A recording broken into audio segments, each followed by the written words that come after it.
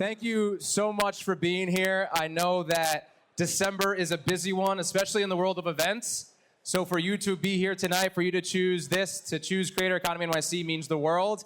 It is our final event of 2025, woo, which is very exciting.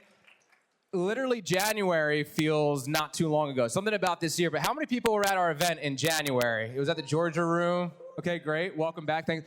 Only a few people stuck around. It's okay. We picked up new ones along the way. That being said, if this is your first Creator Economy NYC event, let me hear you holler. All right, great. Welcome in. We are so grateful to have you. Creator Economy NYC is a community, a media brand, and events company that is bringing together the creator economy. It is the place where creators, marketers, and founders meet, learn, and earn. We do that through a number of ways, like the events that we host, and also a lot of our content that we're putting out that's educating and inspiring on our Instagram, on our newsletter, all that good stuff. So thank you for being a part of it. If you are a returner, let me hear you make some noise. All right, we got the energy going. I love it. All right, I need my notes here to make sure I get all the points that I want. All right, so it has been such an amazing year. I know it's been a busy one from both growing as a creator standpoint, growing as a business, just existing in society. All right, so I know it's been tough, but we pushed through and we are here. And the purpose of this event is to celebrate that. And so if you do have a drink in your hand, and I don't have one, but maybe I'll use, I know water's bad luck, but even if you could do an air, I just want to do an air toast, all right? An air toast to all the success from this year, whether you achieved the goals you set or you didn't, you made it. There's still 2 or 3 weeks left in the year, so you still got time. But the most important thing is that you keep the momentum. All right, you fuck it, create it, all right? And if you can create it here, you can create it anywhere. So cheers to that, all right? We love it. And we were here a year ago with Shopify for our past holiday event, and this is the second one. So can we slot in 2026? Are we gonna have to see how this goes? All right. So with that, I do want to shout out Shopify as our presenting partner of this event. They provided, obviously, we're immersed in their space.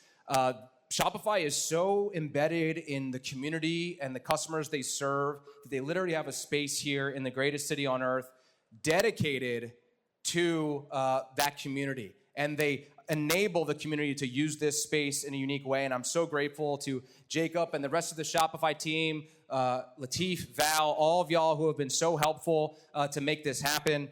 Which is just so great. And if you need a refresher on Shopify, they are really the leading company that's enabling commerce in today's day and age. In the AI age, I guess is what we're entering now.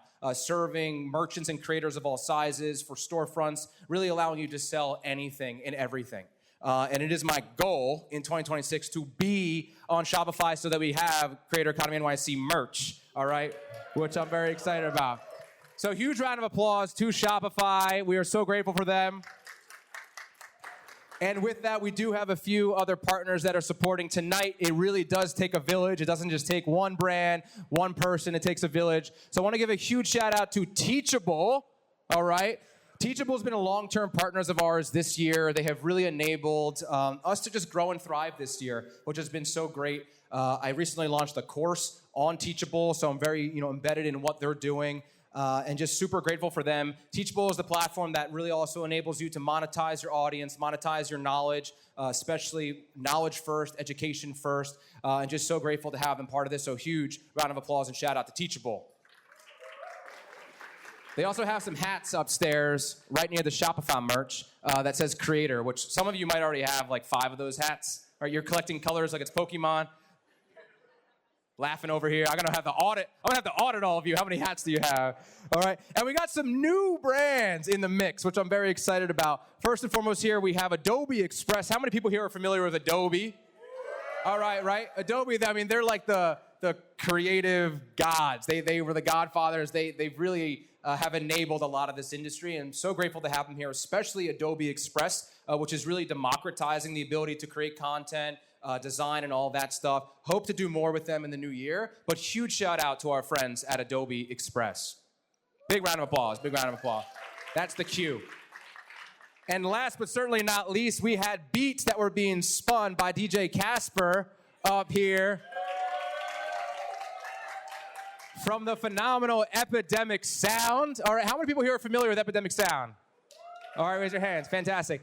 They are enabling creators and brands of all sizes to use royalty-free music and sounds, all right? So you don't got to deal with all the bullshit from the platforms. It's high-quality stuff. They're the #1 platform doing it. They're powering so much content on the internet. Your favorite creators are probably using Epidemic Sound content, so just so grateful to have them. Let's give another huge round of applause to Epidemic Sound, DJ Casper, who's going to keep spinning after the panel, so we'll make sure to not hold you too long. All right. And last but not least, the shout-outs that I got to do. Again, like I say, it takes a village to build this. It's really been amazing to see the community and creator economy I see as an entity grow just beyond me, organizing the events myself. And we've added some really amazing folks who helped make this happen. So I want to give a shout-out to a handful. Our event captain, Mel, has been so helpful here. Anna and Allie, who are helping with check-in. On the content side, we got Dominique, Nick, Ben, Antonio, May the Shopify team, all of them, the bartenders from the catering group, and also we have My Vino that's providing the wine. It's bagged wine, so I want to give a shout-out to them. So let's give a huge round of applause to all those folks that are involved here. Hell yeah. All right, now on to the good stuff for while we're here. We are diving into a panel focused on commerce, right, which is really exciting. The creator economy, I kind of bucket into like 3 key areas. It's like content, community, and commerce, all right? And really want a lot of our programming to touch on those 3 key areas. And today we're going to be diving into commerce with a group of New York City creators and merchants and operators. Canada, but it's okay. We love it. It's Ori. Oh, how do you spell Canada? C-A-N-A-D-A. Oh, all right, I'll say that. No one, really? No one gets that? All right. I don't have a future of stand-up in me. Anyway, ADHD brain, where was I? We're diving into commerce. So we're going to be getting real with kind of 2025. Like I said, it was a tough year, right? A lot of geopolitical elements, tariffs, things like that. But also talking about how all of you here in the audience, whether you're a creator, an operator, or merchant, right, can be leaning into some unique tactics. And so I hope you learn a thing or two. And then we'll open it up for Q&A at the end. But my goal is to keep this within 30 minutes. Some room for Q&A, and then we'll get back to mixing, mingling, and having a good time. Does that sound good? Yeah. All right, hell yeah. And one final rule, this event, this community, right, there was a lot of RSVPs, there's a big wait list, and so you're here, so all I ask is just respect during the panel. There was so much work that went into all this, so if you're in the back or if you're upstairs, please keep voices to a minimum. If you can, 0, that's preferable, and you have my permission that if someone's chattering, give them a little, please quiet down, all right? I know New York and us would be like, shut the fuck up, all right? I don't want to have to say that, but with that, I'm going to welcome up our panelists that are here and then give them a chance to intro themselves. So please give a warm, loud Creator Economy NYC welcome to Brian, Jess, David, and Jacob.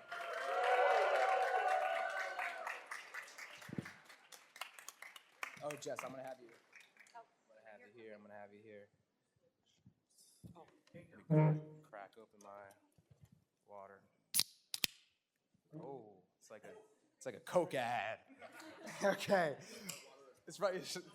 Smart Water is not a sponsor. Are they like a Shopify sponsor or something? Good question. Tastes good. Now I'm smart. All right. Quick poll of the room, actually. I think this is going to be helpful for our panelists here.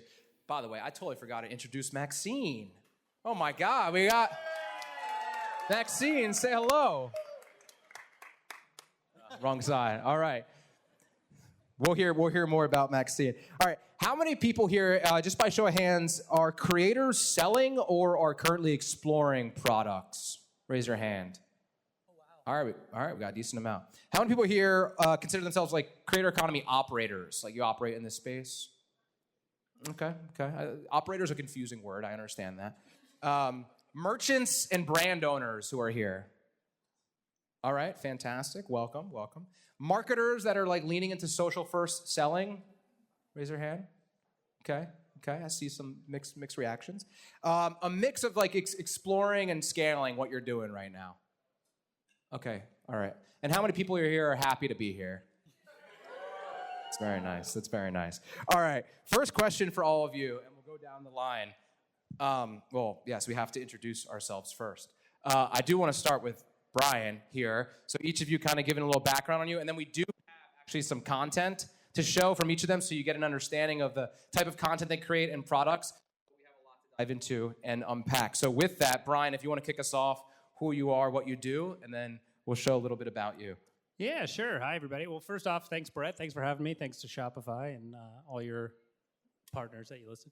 My name is Brian. I started off in advertising. I was a creator. I wanted to make some shit. Yeah, that was in 2015. I got a dog. I thought she was cute. I put it online.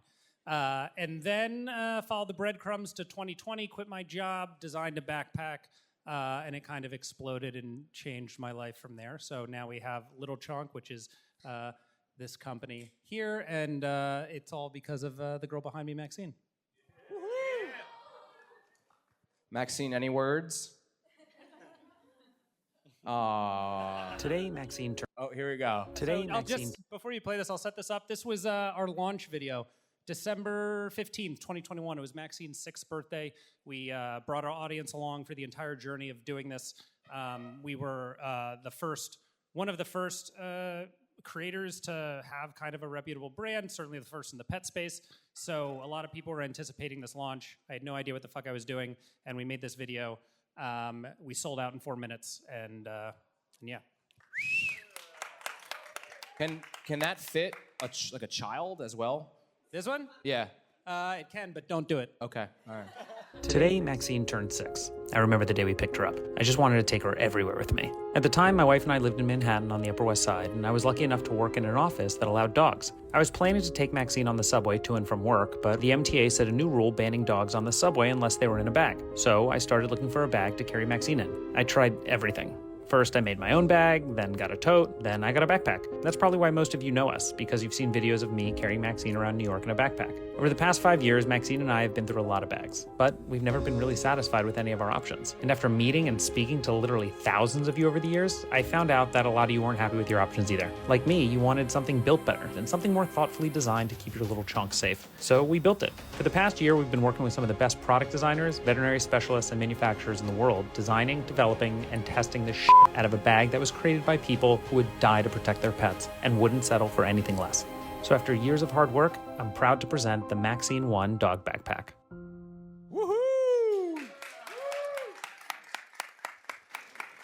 Hell yeah. Jess.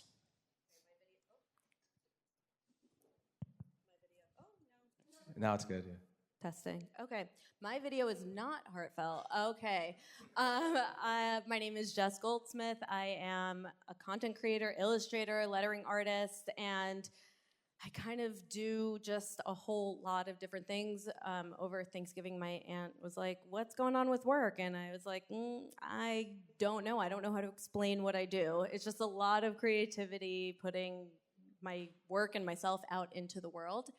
And I also run Women of Type, which is a community that exists to uplift and amplify the work of women and non-binary creatives in the typography and lettering space. And that's also been really fun, really rewarding. What else? I don't know. I've been making a lot of content and I'm having fun doing it, yeah. And you've been trying to grow on LinkedIn. Oh, yeah. Huge. Okay, if you can all go, open up your phones and go to LinkedIn. I'm so serious. Do it right now. And then type in Jess Goldsmith. But nobody's taking their phones out. Don't you have a QR serious. code in the next thing? It's my Instagram. I don't know. Okay. Anyway, Jess Goldsmith. It's right up there. Search me on LinkedIn. Add me. Follow me. Thank you very much. Hell yeah. And also, we did a collab. Oh, yes. We did a collab. A bunch of the stickers that you see here tonight, I illustrated the Statue of Liberty one, the pigeon one, and then like the graffiti-looking one. Do y'all have them on you? Anyone take? And they're upstairs. So one of them is a pigeon wearing Tim's that says if you can create it, you can create it anywhere. We're not going to make a New York themed thing without Tim's. It's great. So I figured it's very fitting for us to collab. I asked Brian if we can do a collab dog thing for my girlfriend. but he wasn't willing to do it. So. Too expensive. It's too expensive. She's shaking her head She's so shaking- vividly like, back what there. the I'm gonna hear it. I'm gonna hear it. And then we did a Statue of Liberty one that says I'm an NYC creator. And then one's a graffiti Creator Economy NYC. So make sure you'll snag them when they're upstairs. Yeah. And here's a little Wait. Before we do this, I just want to say that a lot of the content that I create talks about loving what you do, loving yourself, and putting yourself out there, and having the audacity to ask for what you want and more. And you'll see at the end of this video, I'm just also really into being silly and funny. I don't know. Actually, we'll see. We'll see if you guys think See it's how they funny. I react. don't know. Whatever. Go ahead. And so, but if you're looking for me, I'll be on the block with my thing drop, possibly sitting on the drop down. Because I'm a rider. Yeah. Soul survivor. Yeah. Everybody know the game don't stop trying to make it to the It's an integral part of my personality. What is? Borat? You know Borat? Do you ever hear of Borat? I'm just kidding. Oh my god. So scary. Are people You familiar guys with Borat? obviously. Okay, then laugh. What the hell? Jess wanted to do an age test. She felt that Gen Z doesn't know what Borat is, and so I Yeah. figured we'll count how many people can laugh and smile here. And they get it. Everyone's 12. We Hope you're love happy. it. We love it. Amazing. Welcome, Jess. All right, David, we'll pass it over to you. Hi, so I'm David Roa, and I started Super Lost Coffee with Craig Deal, one of my best friends, and we've been doing wholesale coffee for the past 8 years here in New York. We've been roasting out of Bushwick, doing a lot of wholesale, and Shopify has been one of our best platforms that we've been working with in the past few years, and so super excited to be here. Hell yeah. And you do really cool creator collabs with folks in New York. Is Gabe DeSanti here by chance? Maybe not, but you did a great collab with him. We do have a video of that. Was there another thing that your guys' coffee packaging, you partnered with like local artists to do them? So when we launched, part of our marketing strategy was working with artists, and then we would screen print every bag. It would be limited edition numbered, so it'd be like maybe out of 100 bags. We would work with the artists. We'd give them money for every bag we would sell, and then once the bags would sell out, we would just reinvest all the money back into the next edition for another artist. So we've worked with, a lot of artists over the years, and we continue to do so.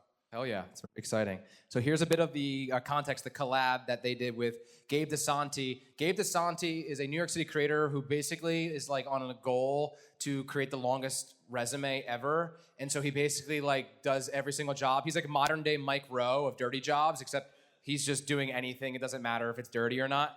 But here's a bit of it. Hey, excuse me, how much do you make a year in New York? Ooh, depends on how much coffee we sell. How much coffee you sell? Yes. Crazy question. Can I come to work with you today? So we're roasting 4,500 pounds of coffee today. Today? Just today. This turns over about once a week. The equivalent of 113,000 cups of coffee. That's insane. As a business owner, what does your day typically look like? We're plugged into a lot of different ordering systems. Everywhere you can sell coffee online, we do. Our main day-to-day is keeping track of the Shopify platform. In the past 7 days, our 5 pounds bulk espresso is up 51%. So we would need to inform our roasting team, we gotta roast more espresso. In 1 year, we've experienced 262% growth. It's awesome because anybody can build a store through Shopify. And as we've gotten bigger, we've just seen more and more support from them. We would see an order here, we'd get the bag, and then we'll go down to the filling station. Put that right under here. The foot pedal? Yeah. All right. Yep. That's it. Oh, that's amazing. So how many of these do you usually do like at a time? A few thousand. That one is a smaller one. This is like a full-size bag.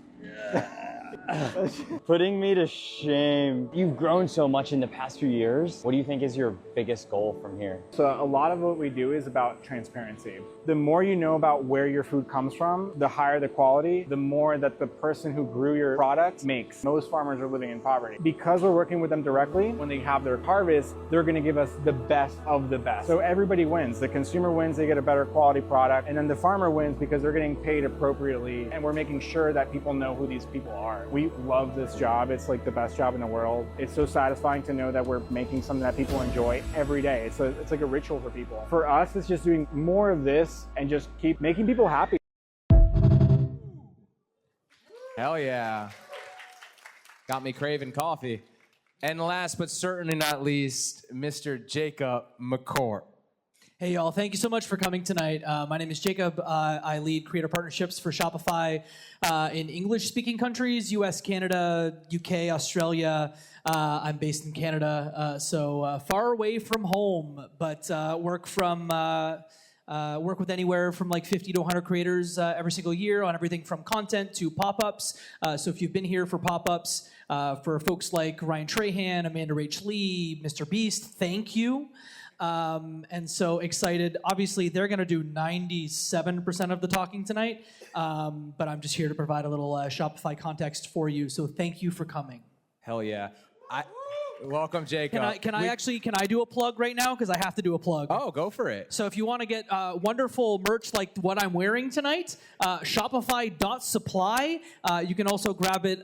You can see what different merch we have upstairs, and then go to Shopify.supply. So there's my plug. Hell yeah. I did it. There's a shirt that says entrepreneur on it, right? Yes, Okay. our classic entrepreneurship crew neck that a lot of people really seem to love. So if you like a comfy crew neck, we've got you upstairs. Shopify.supply. We love it. I did it. This is like a podcast. Yeah. Athletic Greens. Black Friday is coming. And you've never felt more alive. While they dream of deals, you build. Testing, adjusting, fighting fires no one will ever see. Coffee's gone cold. Eyes won't focus. There's a voice that says, stop.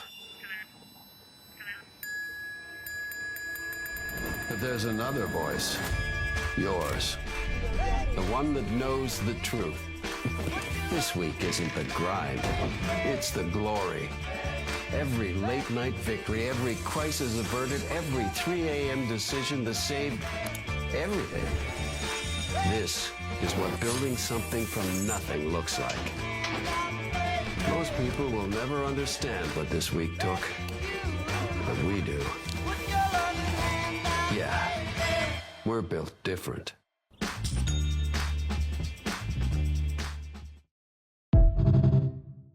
Black Friday campaign that just wrapped up.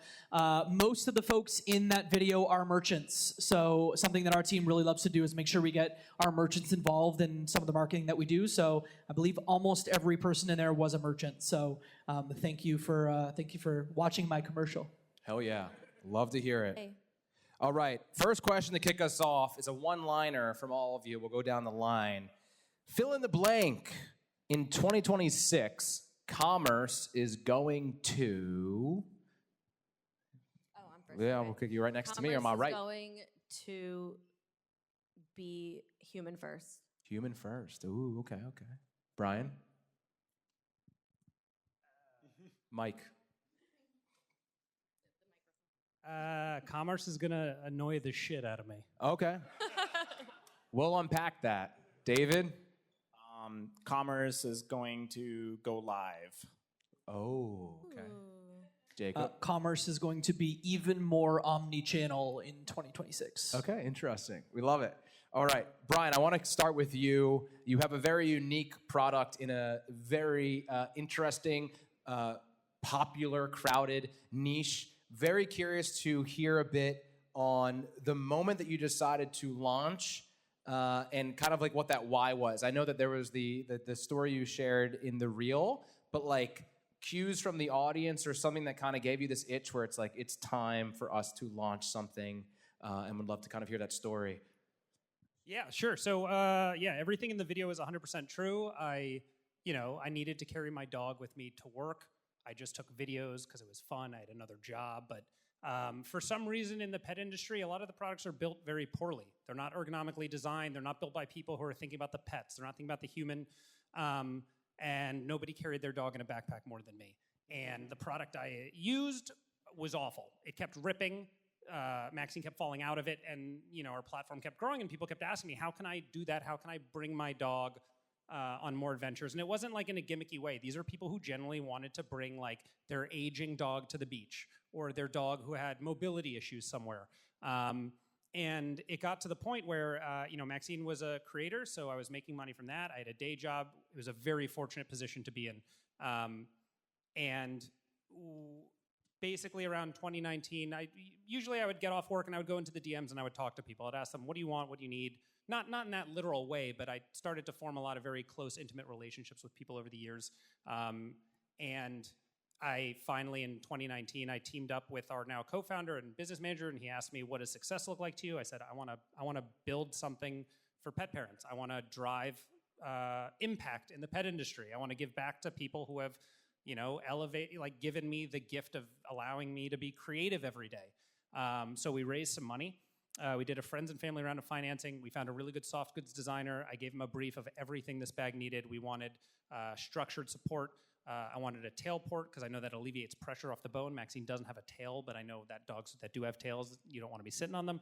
Like neck support. And I just wanted it to build we thought the Nike for the pet industry. I still think that, but nothing had existed. So we just took people along, and it was just, I don't come from Silicon Valley, but there's a saying out there, it's just make something that people want. I firmly believe that, but really it all started with what I wanted, what I needed, and it was just like a labor of love to build a good product and get it out into the world, and that's what we did, and we just listened to people all along the way, and just showed them what we were doing, and they liked it, which was awesome, crazy. You were talking with basically your customers from the audience that you built, right? That follow you, that have their own pets and things like that. Oh yeah, because they were these pet people are psychotic in the best way. They're evangelists. If they find something that works, right? I'm Googling my name and Maxine's every day, and Reddit boards and Reddit threads, people are asking, what do you use? People are talking. Mm-hmm. So I think that's just a really important thing to be focused on where your audience is and where the engagement is, but also get off of those platforms. Go find out where they're talking to other people, because there's really small pockets. Facebook groups were huge for us. It's just, nowadays the follower count kind of doesn't matter. It's just where people are engaged. So you just got to participate. Comment section. Yep. How many people here have a pet, have a dog? Okay, very nice, very nice. Jess, you. Curious your kind of inflection point as well, where you're oh, okay, I can sell something, and there's people on the other end who are willing to buy the thing that I'm selling. Yeah, similar to Maxine's story. Creating the things that I want to see exist in the world, or just creating the things that I think I would love to have or see, all of that, continuously putting that out into the world, and then people being where can I buy this? Does this exist? Is this real? And after a while, I'm okay, I started pretty low-key with just prints. That's easy enough to do, but then I've kind of upgraded a little bit to apparel, t-shirts, accessories. I have upstairs, I have a few hair clips and keychains and things like that. And I keep it small, but I think the key to it is creating the things that you want to exist, and then if other people like it, they'll tell you. And if people don't like it, they will tell you even more. That's just how it is. That's interesting. Yeah. The common theme is you basically created something that you wanted for yourself, and I think content in general is that. A lot of times people are creating content for the love of it themselves, and you see that magic happens when you're putting yourself out there, and other people want that as well. So I think that's interesting, because I think finding those cues and understanding that is super important. And David, on your end, definitely also curious your story from a merchant first, because I don't imagine it's much different to an extent, minus having an audience there per se. Coffee is also a super interesting industry, but curious that inflection point for you. Yeah, so I was actually working a pretty boring corporate job with Craig, and it got to the point where, looking for something else, Craig was actually always making pour-overs in the office, and it got so disruptive that the office manager had to send out an email to everybody being hey, he's a marketing director, he's not a barista, stop going to Craig's coffee But aren't corner. marketing director and barista one of the same, basically? And so he was so passionate about coffee. I was really into it as well. I'm actually Colombian. My family's all in Colombia. And so I said, let's go down there. Let's just go visit some farms for the fun of it. And we went down there and like really fell in love with these farmers and the process and started learning so much. And we were like, well, let's do something. Let's do something in coffee. But nobody knows who the we are. And so that's where we got the idea of, working with artists, because we didn't have any audiences. So we were like, well, maybe if we work with people who already have authentic audiences and, we kind of vibe with their style and everything, we can make it all work. They make money, we make money. And so we just started very small. It was like a side project. And it got to the point where, we're taking conference calls and our bosses are pissed off and like, what are you guys doing? And it got to the point where we're like, all right, we got to quit our jobs and do this full time. And so that's kind of how it went, yeah. I love that. How many people here are building alongside a full-time job right now? All right, we love that. Look, the rise, hell yeah, we can applaud that. The rise of the part-time creator, the part-time entrepreneur is huge. You got to start somewhere, and you got to keep that safety net for sure. I mean, I started Creator Con NYC with a full-time job, and now we're here, which is great. So again, talking about cues, Jacob, you work with a lot of creators who end up launching stores. You partner with a lot of creators. What have you seen for all the folks here in the audience as like that green light, as Matthew McConaughey would say? And maybe you can touch on something you touched on last year. I was going to do that. I read your mind. Commerce Mountain? Commerce Mountain. Okay. How many people were here last year? Okay, great. Just a couple repeats. There was more. You were here I just last don't year. remember. Sorry in advance. Sorry. Commerce Mountain is something that Brett coined last year, but essentially it's as a creator to make money beyond dependence on whatever RPMs are on YouTube right now. You start by taking affiliate deals. So you don't have a relationship with the brands, so you'll end up taking whatever the sort of off the street rate is to do affiliate partnerships. Then you'll start to make relationships of your own. You'll do brand partnerships, and then at a certain point you might go, why am I marketing somebody else's brand? Why don't I just build my own brand? So that's kind of the progression that we see. A lot of folks start with apparel, print on demand, and usually like low volumes where it's, hey, I'm gonna print 50 shirts, 50 hats, and see if my community is, wants it and vibes with it. And most times, creators with community, if they do that, it goes really well. So they move from there to more bespoke products. We've talked about it a little bit here, but like I see like two trends happening, if you will. The swap, where you're using someone else's product and then you decide, fuck it, I'm gonna make my own. I see, beyond the example we shared here, does anyone follow Ashley Alexander here? Ashley Alexander, yes. Nami Matcha, she had other matcha brands in her videos and just said, fuck it, I'll do it myself. And then, fulfilling a need. So if any fans of Cat GPT in the house, with physical phones, let's find a way to spend less time on our actual phones. Let's get a physical phone that Bluetooths to my phone that does the same thing that landlines used to do back in the 90s. Those are the two things that I see. But yes, Commerce Mountain TM, that's your trademark, right? Yeah, Commerce Mountain. Cool. Commerce Mountain. Some of the frameworks. I love that. They said fuck it and created it. Let's zoom in on that. I love that. We need a swear jar. Sorry in advance. We need a swear jar. This is New York, though. That's what's unique about this.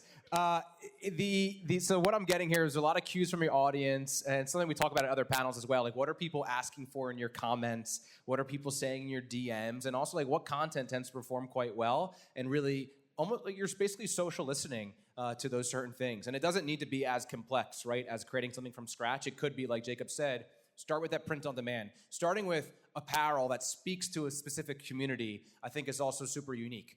Just because it's apparel doesn't mean that it doesn't hold, value. People are buying it for a reason. So I love all that. So I want to shift kind of into, let's getting real about commerce, right? We talked about what to look for to lean into it. Brian, you said that 2026 or whatever is going to be a goddamn headache. And so I'm curious, how was this year commerce-wise? What types of challenges did you face? And how were you ultimately kind of overcoming those challenges, unless you are still working towards it? But would love kind of some rawness there so people do understand like the journey of commerce, especially when you're doing something custom. Yeah, so when we launched, none of us knew what the fuck we were doing. We thought, why don't people just sell internationally? We're just gonna we'll sell everywhere. So we took like a $30,000 haircut on our first launch because we had no idea. I did not know what DDP was. So what is DDP? We got Tom. No. And I don't want to get into international duties. It's just so much shit that I went to film school. All right, I don't I can learn quickly, but still, there's when you're trying to make content and run a business and do all this, it's just it's so much that if anybody ever. That's why I kind of stay away from shit like this, learning from other people, because if I ever found out what it was really like starting a business like this with the kind of ambition I had, I wouldn't have fucking done it. Because it really, there's so many reasons. I've had other creators I talk to, and they're like, I want to start a brand. Tell me how to do blah, blah, blah. I will give you every reason not to do it. And if you still want to do it, Godspeed, go for it. Because I think it really takes some kind of psychosis to do it. And I mean this in a very probably specific way. We wanted to design it from the ground up. We wanted to own every stage of the process. And I'm a control freak for better or worse, so there were really no middlemen to what we're doing, which is it's a tough process. But challenges were tariffs. But what we were very fortunate to have was a great. We've got a great cap table of very smart people. I think that our skill set is that if we don't know something, we will find the person who is really good at it to help inform us. I think the self-made founder mythologizing, I'm not into it. Get your team of people who know what the fuck is going on to help you. If your thing is content, you really need to focus on content and help drive the ship a little bit. But we got people who kind of saw the headwinds about what was happening with the tariffs, and we had started putting processes in place to move factories to different places. But we still had to pay an exorbitant amount of money to rush product in when we were getting out of stock. That was really it. I think we're in a fortunate position. The pet industry is largely recession proof. So I imagine that my concerns are not as great as some other categories, but I worry about a lot of things at night, and that's why I lean on a lot of people that we work with, including our cap table, our advisors, all these different people, asking them questions constantly, because it's not new to me that I did not go to business school and will not go to business school. So, we find good people. We're building the plane as it's flying, as they say. Yeah. Without an instruction manual. Without an instruction manual. There's a quote from Jensen Huang, CEO of NVIDIA, founder of NVIDIA, and he literally says that same thing. He's like, if in hindsight, knowing what I have gone through, I would have never started NVIDIA. Oh, I saw that interview. Right? And I think that the unique thing there is you do it for the love of the game. You kind of push through these elements because you have the strong intermission. Not intermission, intermission. I don't know, I'm hearing echo. But that's pushing you to kind of overcome these operational challenges. And I feel very similar. So I think that's an important skill set there is really, I think, just being very persistent. When you believe in the mission of what you're doing, when you believe in grinding it out every day for whatever you're building, people need it. When you have that deranged belief that what you're providing will really add value, failure, this sounds trite, but failure just isn't an option. You will find some way to push through. It will suck, and you have no option other than to find somebody with an answer to help you solve the problem, and that's what's been our North Star through every single problem. If I did not absolutely love this dog, my community, what we're building, and think that people really fucking needed it, maybe I would have stopped. Yeah, I love that. That's great. Jess, what about you this year in terms of any challenges, if you've been impacted by anything, within the broader industry, and how have you overcome that, and perhaps what skill sets have you learned that maybe you didn't think you'd ever freaking have to tap into? Yeah, so again, with the tariffs, I shut down international shipping for a while, which sucked, but it's back up, so if you want to buy stuff, go ahead. But it was a year of pivoting. A lot of what I do isn't just commerce, so sorry to sidetrack for a little bit, but I also create content, and I'm a commercial illustrator, lettering artist, and I just create things in general. With the rise of AI, sorry to shift the mood, but budgets are low and people are moving to AI. So I had to figure out how to pivot and pivot fast. And a lot of that ended up being on the educational side, on the partnership side, on the continuing to create things, but in a completely different way that brought in other people. So I would, host events, put out the events, people would come, and I would still be able to create things and share them with people, but not in the same way that I previously was, or maybe just not as much as I previously was. And being able to pivot and being open to it and just doing it is integral to being an entrepreneur. I don't think it's possible to move forward and to be successful if you're not willing to move with the times and move with the things that are happening. Whether you like it or not, business doesn't care about how you feel.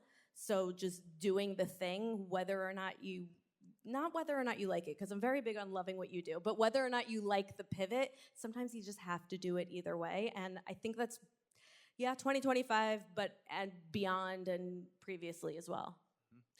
I was talking to someone yesterday, and they talked about how they lost their job, and one of the things they said was, I chose to pivot, not panic. And I feel like that's something that's been a big theme of this year, where it's like, all right, we got to pivot, not panic. And when you're rooted in that mission and you kind of have that desire of what you're building, you can easily transition, or you just default to pivoting and not panicking, which I think is a very unique skill set. So these are like interesting kind of merchant mindsets. And David, I'm curious from your end, just in general, as a merchant first, and there's some other merchant first folks here, what type of like mindset have you been trying to adopt from the creator lens to support your business? That's a great question. So I would say the same mentality that it takes to do well in business, which is, tenacity and just being able to get rejected over and over and over. You kind of need to apply that to creating content. I mean, obviously, like, we've dabbled in creating content, and sometimes you put stuff out there and you get no attention, right? You get nobody looking at it. It's hard for us to do that in content, but that's what it is like in business every single day. You're going to get no's every single day. You have to just be like, all right, I'm going to try it again tomorrow. And those are the people that succeed in business, at least, is the people who just never, ever, ever stop grinding. And it takes somebody, like Brian says, someone crazy to just constantly go after something when you're just being rejected over and over and over and over. But I think you have to kind of take that same lens into creating content where not everything's going to hit, right? I mean, the whole thing seems like a kind of like a slot machine at some points. And so you just have to just keep going, is the mentality that we have for that. I love that. Now, you did this partnership where you've worked with creators, or if you're continuing to kind of lean into that, how do you approach creator partnerships, and if it's something on your mind heading into 2026 more and more? I know y'all are like on wholesale side, but when it comes to maybe that D2C angle, is there any thought about deepening kind of creator partnerships? Yeah, always. I mean, even the shirt I'm wearing is a creator, Anya, who started Caro Crafts. We just recently did an event with her. She had her first pop-up where she had her clothing launch, where she designed everything from scratch, worked with the manufacturers, did this insane launch, and part of it was creating a custom coffee drink with her. So she had a coffee bar, and so it was doing a live event with her. The Gabe video was another big one. We've done a lot, always looking for more creators, but it's not just video, it's like in real life or in different ways that we can work together. What do you look for when you're partnering with a creator? Honestly, a lot of it is the vibe. If it meets, like, we don't take ourselves very seriously. Our website, our branding, everything is very kind of like, a little quirky, let's say. And so for us, it's finding people who also don't take themselves too seriously and are willing to kind of do a little something more on the left field side. And so we kind of know it when we see it, sort of thing. And we met a lot of creators via something called 368, which is now defunct, but we're familiar with 368. But we worked with a lot of creators from there, and it was just like, once you meet one, they're all so well connected with others, and then you kind of start seeing who you really like mesh well with.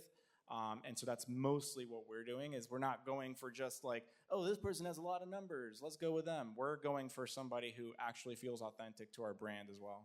I love that. All right, it's my new goal in 2026 for us to do a breakfast event. I already called it.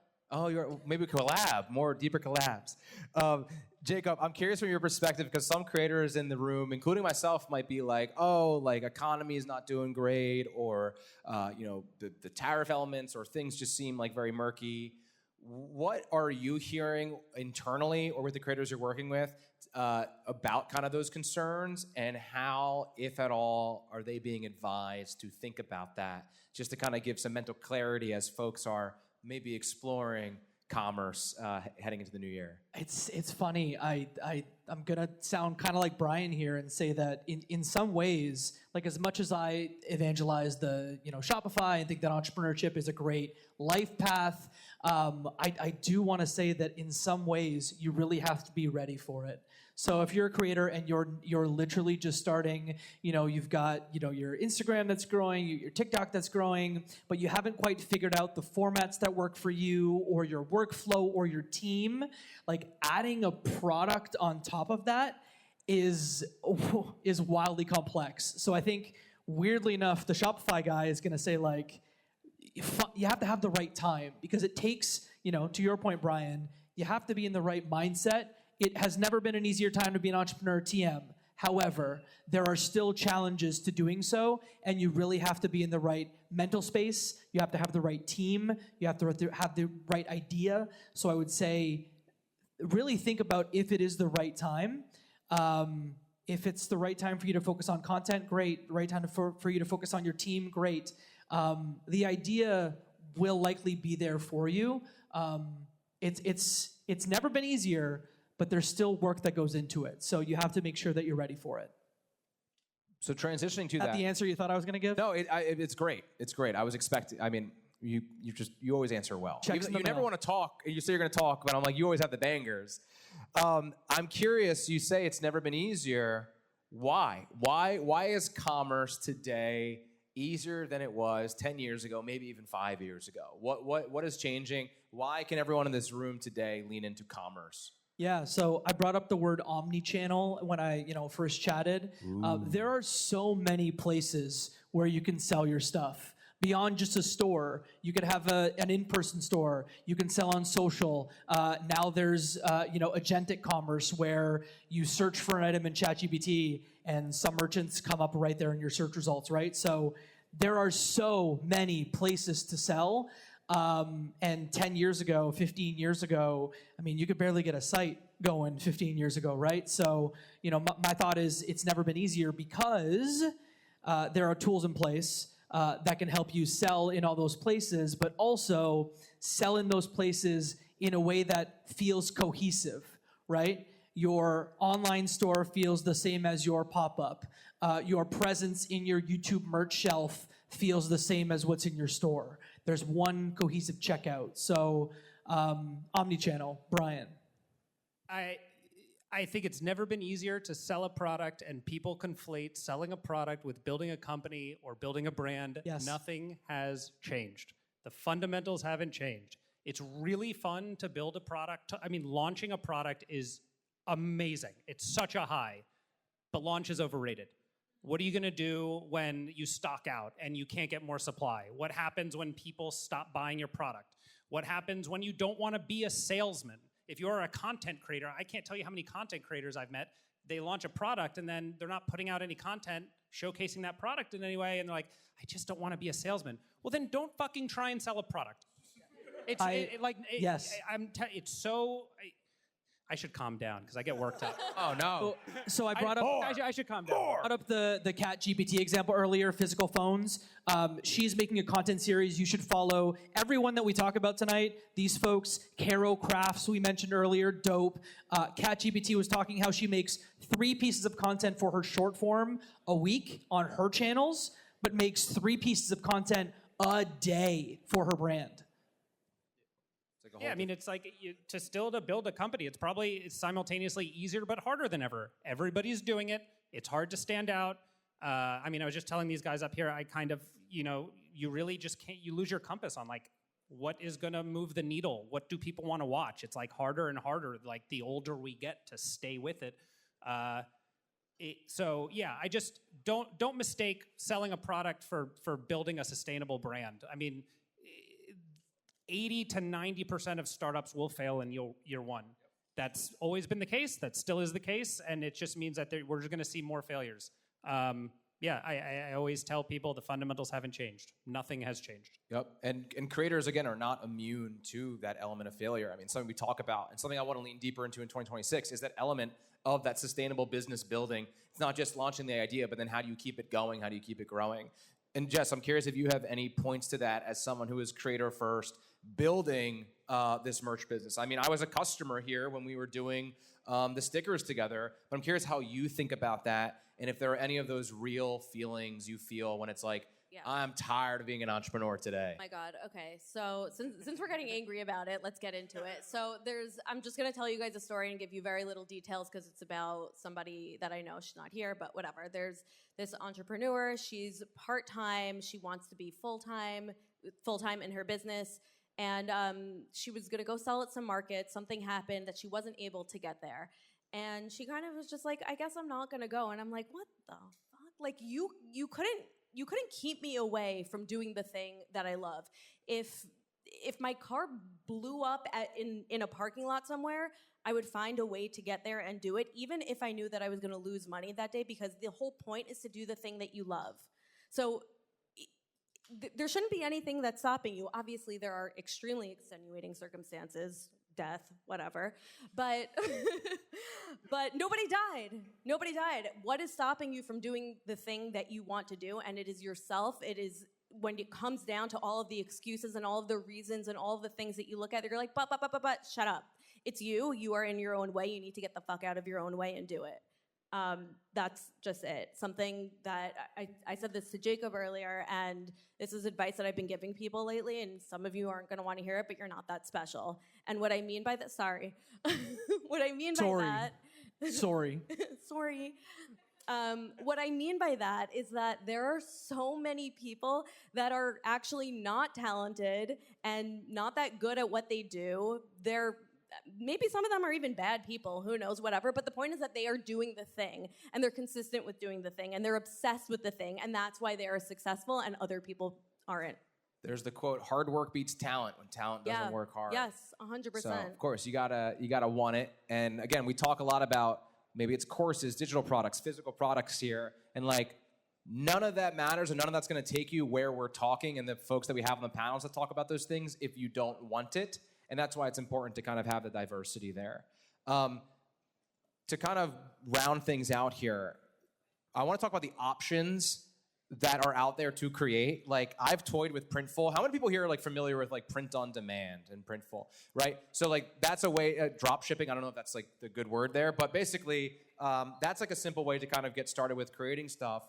And so I'm just curious kind of what are the options out there for creators. And I bring this up because, David, we were talking about something along the lines of white labeling and how basically there's someone who's creating the product, right? But then you kind of are slapping your brand on it and helping to market it, if I describe that properly. But I want to kind of touch on that option there and then what other options might be out there. And if you want to kind of kick us off, David, on that element of white labeling, how creators are approaching it today, and what those possibilities actually look like, would love to hear that.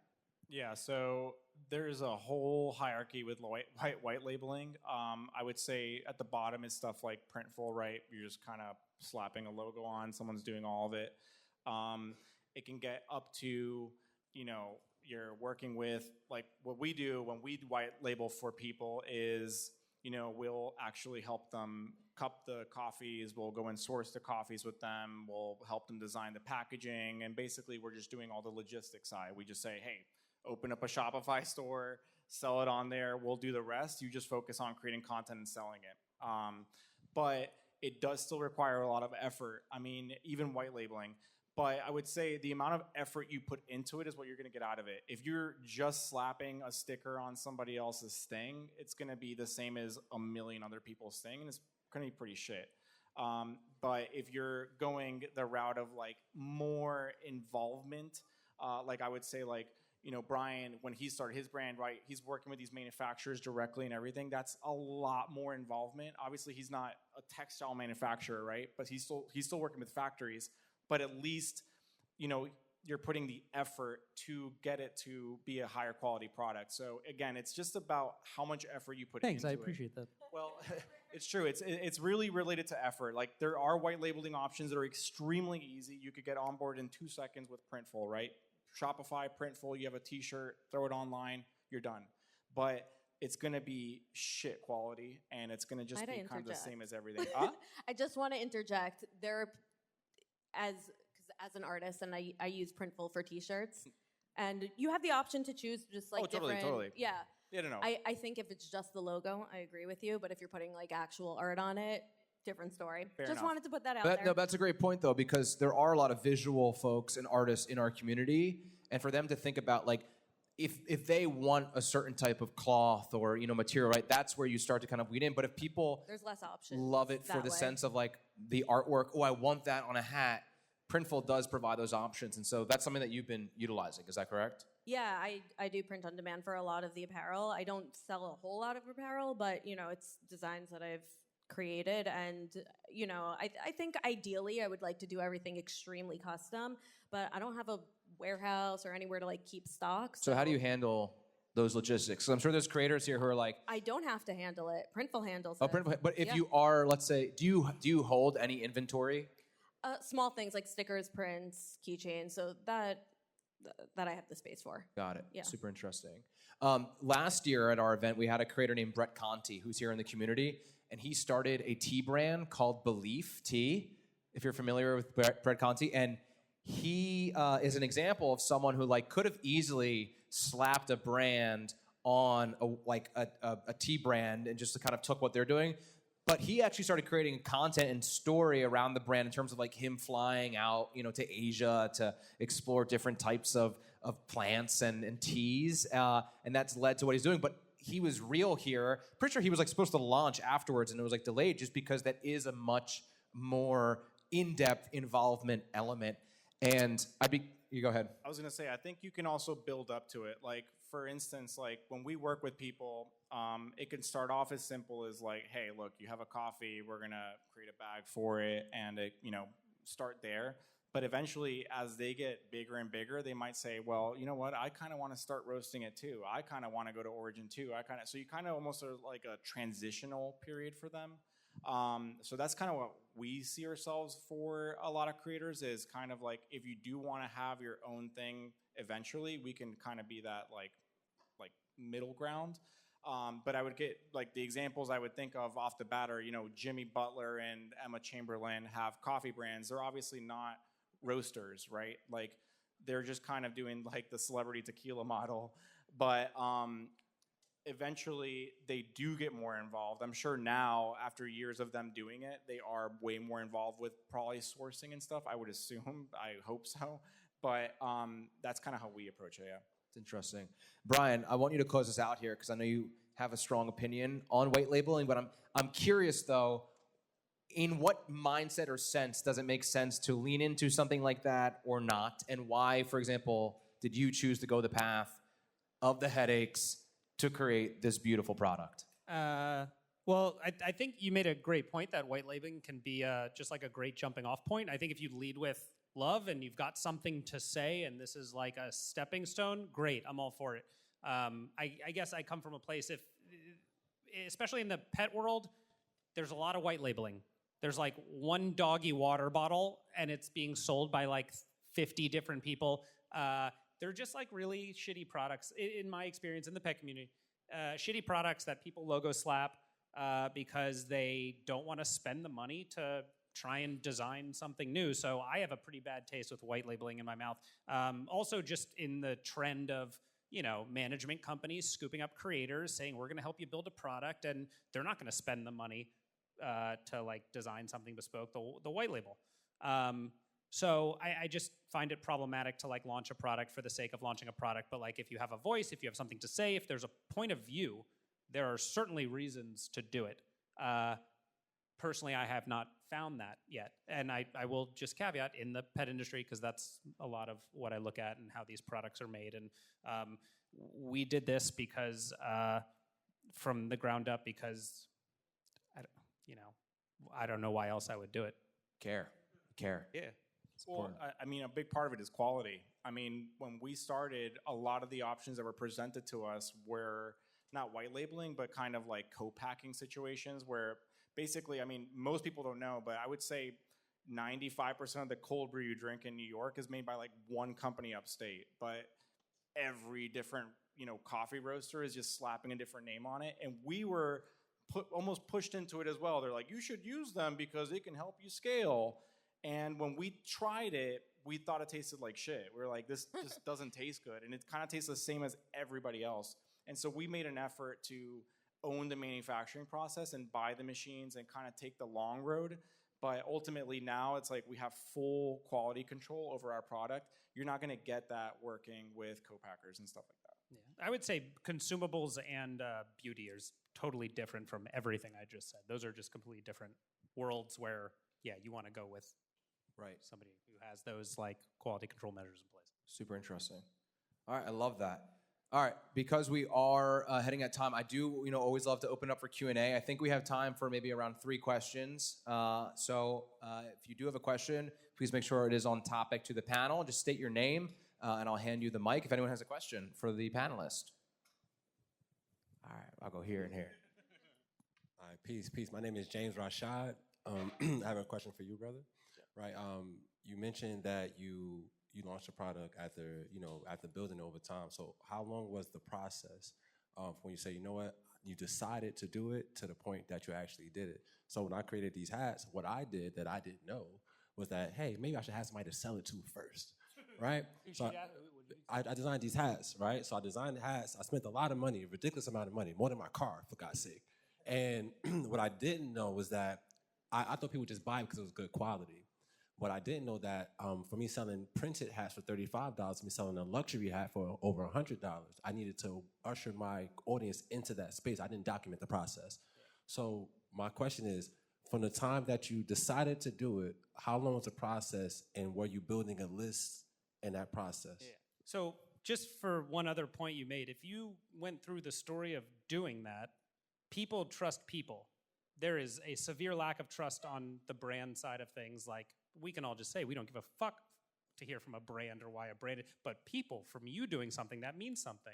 That's where I want to spend my money, because there's just so many options. So just hearing you say that, I'd probably buy one of those hats. I started coming up with the idea probably like 2017, and we launched it in 2021 because it just took forever to even get the audacity to think you have the right to build a safe carrier, not knowing anything about soft goods. And then also, like, we're planning to be successful. So I have more lawyers than friends these days just because I need to know how to patent things. Like, we got sued the second we launched, so making sure you're all shored up there. So it was about, what's that, 5 years, 4 years? Just to make sure, because it's like, it feels like you need to make 1,000 good decisions to get to a good outcome, but then you're like one bad decision away from fucking it all up, Like, if we did not get this patented, or if we didn't design it the right way, if we didn't spend a lot of money researching other products to make sure we weren't going to get sued, even though we did, we'd be screwed. So yeah, it just like takes a lot. And it was a lot, like there were false starts with designers, finding the right one. Because again, we were asking people, like, where do you find people like this? We had no idea. People were like, oh, go cold message people on LinkedIn. It just takes a long time. And then you kind of get your handle on like how people talk. What's this gonna cost? What do people give a shit about? I think it's all in service of like building those 10,000 hours. So, and that'll make you more confident on launch. Like, the more you just work at understanding the world you're stepping into, if you don't already know it, like, you'll feel really good about launching a product. And I say this to the 3 other people we work with. We're doing a big launch in January. Whether it goes well or not, we did our best. We did everything we could. And at the end of the day, if you can say that, it's not a failure. Because I think so much of the commerce is going to annoy the shit out of me, because there's so much of it that's out of your control. Like dealing in social media, going to these different channels. You are just out of control of like your own life. So that's it's frustrating, when you feel like you're doing something really good and you see people lapping you and you don't like, it sucks, but that's life. We love that. And we're all going to show support during your launch. Absolutely. You sell those hats now? What's the name of the hats? Give them the microphone. What's the name of the hats? So the ill part about it is that the name of the hat is the Kintsugi Project, right? Because of the Japanese philosophy that goes along with it. But because of this process, I pivoted into my expertise, which is media. So I sell the hats. This part of it's in my merch store. Yeah. But like I did venture into put all my eggs into the media basket because it helped me grow faster. Yeah. So so that's what really happened. But I do sell the hats though. Cool. We'll plug it. All right, one more question, guys. I'm sorry. I want to make sure we have time to immerse ourselves. We'll go right here. Red shirt. Thank you. Hi, my name is Shonda J. I do K-beauty and lifestyle content. Thank you so much for coming and sharing your expertise tonight. So with that being said, one thing that I heard from a financial advisor was only start a business or a company with an exit strategy. When it comes to content creation... That's something a financial advisor would Wrong. say. Right. When it comes to content creation, there's high burnout. There's, a lot of times low probability. Some people never make it. When it comes to healthcare, starting a family, some of you are, I think most of you are married and things like that. You have responsibilities. So when you went into it, did you go into it with an exit strategy? And if so, what is that exit strategy for content? Because if you're not in the algorithm, you're not being seen, you're not making money. So content is kind of a short-term game. There's no exit strategy. You're doing this because you love it and because you want to do it, and the exit strategy is failure, which shouldn't be an option. Sorry.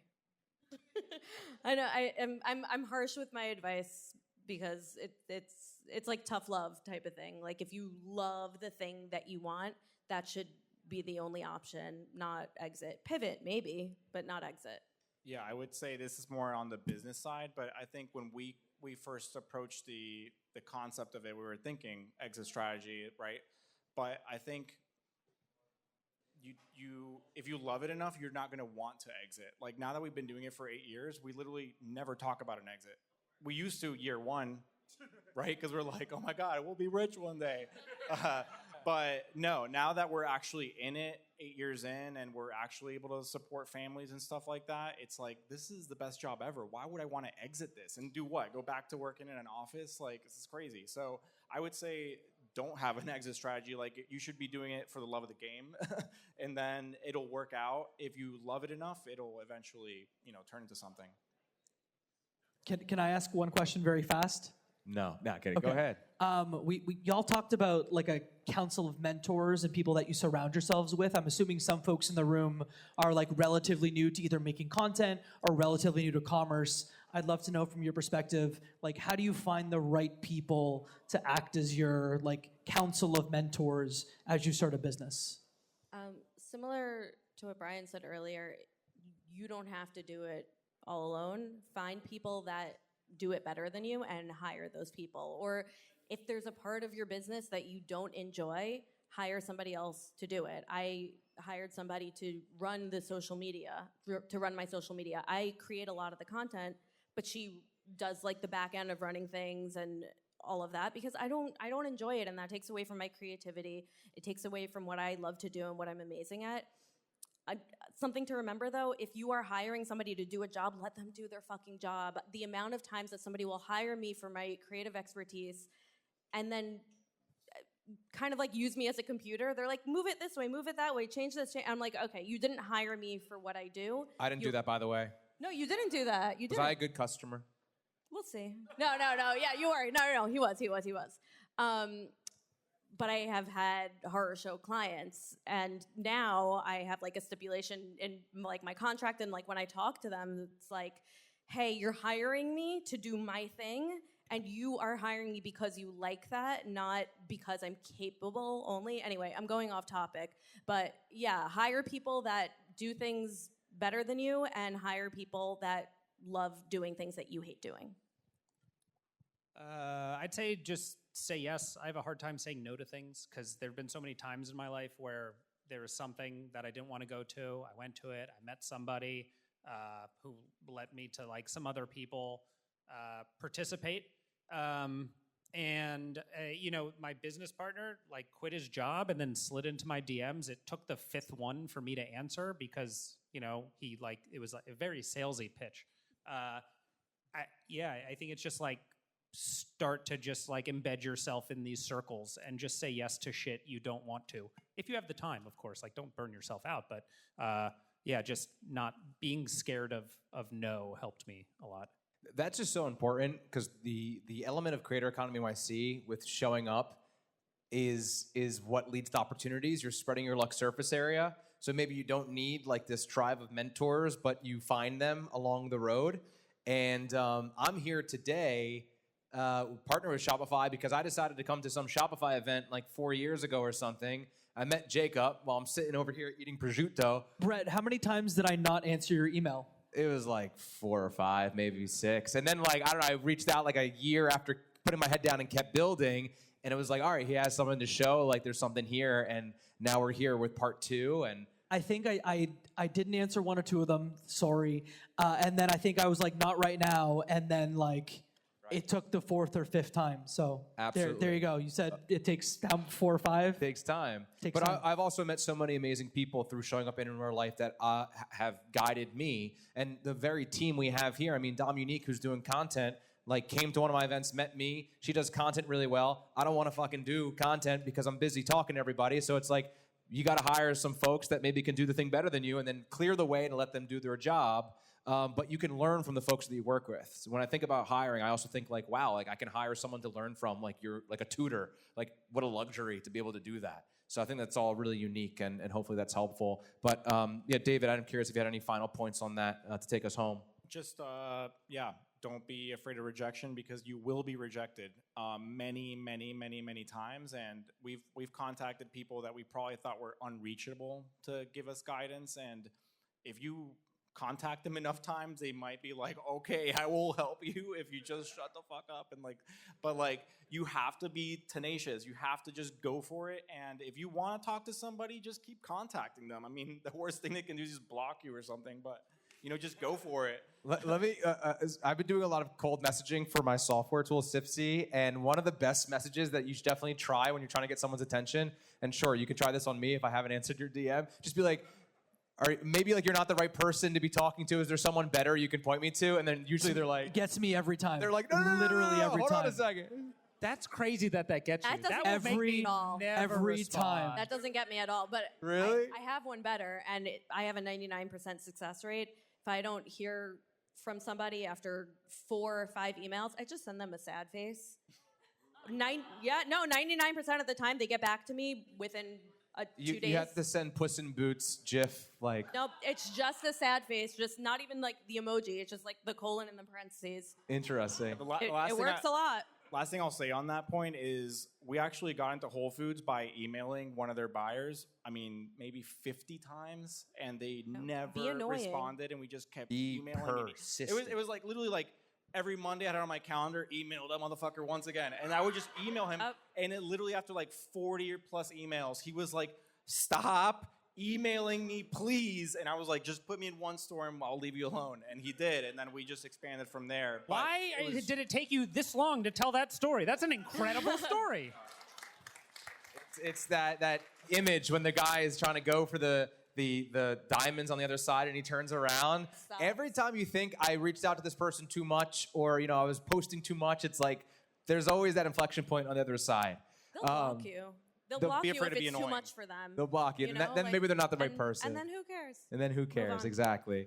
Well, huge round of applause for our amazing panelists here today, taking us home for the year. Thank you all for being such great listeners. I hope it was helpful. I know we got a wide range of stuff, but we are here. We got more music from Epidemic Sound and DJ Casper. We got some more food, more drinks. Enjoy yourself. Find the stickers that we collabed on. They should be around. If not, we'll put more out. Thank you all so much. And if we don't chat, happy holidays. Woo! Thank you.